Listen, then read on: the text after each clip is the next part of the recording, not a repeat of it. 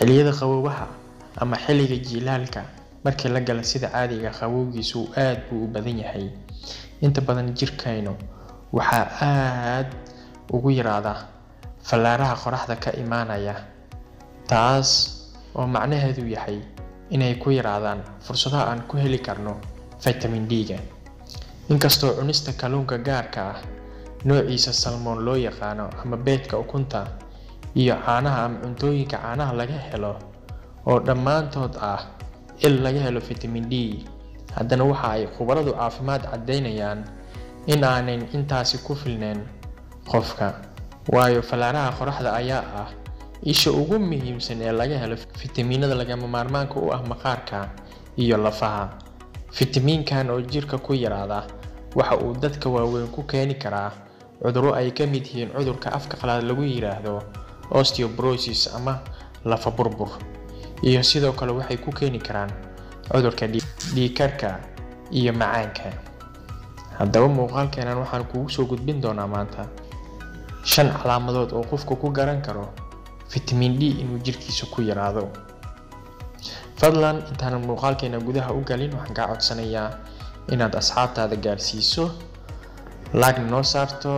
haddaad noogu cusub tahayna aan ku soo dhaweyno subscribe noo saarto aad baad u mahadsan tahay qofka ay xanuunaan lafaha iyo waxyaha jirka sida ay cadeynayaan khubarada caafimaadka qofka marka uu soo tooso isla markii uu isku arko in jirkiisa uu dhaqdhaqaaqa uu aad ugu yar yahay khaasatan xilliyada qaboobaha waxa ay midaas cadeyn muujinaysa u tahay in jirkiisa vitamin D uu ku yar yahay miisaanka qofka oo aad u kordha waa qayb ka mid ah in vitamin D uu jirkaaga ku yaraado waxa ay keentaa in dufan badani oo jirkaaga ku keydsamo waayo fitamiinkani wuxuu si weyn u fududeeyaa in dufanka jirka galo oo ku milmo dhinaca kalena dufanka oo jirka ku bata waxa uu yareeyaa ama uu lumiyaa vitamin D-ga jirka ku jira maqaarka dadka midabkooda madow uu yahay cilmi baarisyo caafimaad oo hore loo sameeyay ayaa cadeeyay in ay kala duwanaanshiyaha bulshada iyo deegaanka ay saameyn ku leeyihiin oo sudhaca vitamin D-ga tusaale ahaan midabada maqaarka uu yeelanaya waxa ay u taagan yihiin inay difaac dabiici ah jirka ugu noqdaan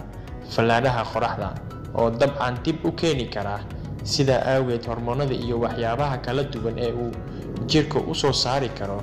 oo isaga difaaci karo falaaraha qoraxda haddii ay u bataan waxa ay xaddi 97% hoos u dhigayaan awoodii uu jirku ku lahaan lahaa inuu soo saaro vitamin D taasoo macnaheedu yahay in dadka midabkoodu madowgu yahay ay u badan yihiin ilayska qoraxda inta badan kuwa jirkooda midabada kala yahay waayo dadka madow maqaarkooda ma sameyn karo xaddiga vitamin D-ga ee uu ku habboon yahay jirkooda madaxa oo xoog u dhidida ama dhidid badan oo madaxiisa uu ku arko calaamadaha caanka ah ee lagu garto in vitamin D jirkaagu ku yar yahay waxa ka mid ah in qofku madaxiisa uu aad ugu dhidido ama dhidid badan uu ku arko madaxa sidoo kale calaamadaha qofka markuu vitamin D-gu ku yar yahay uu isku arki karo waxa ka mid ah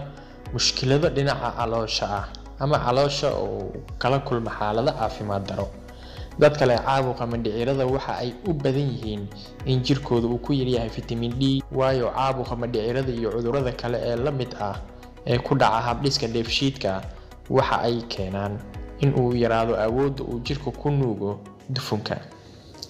taasina waxa ay keentaa in vitamin D-ga jirka uu ku jira uu si xoog badani u milmo ugu dambeyntii waxa ay khubaradu caafimaadka ku talinayaan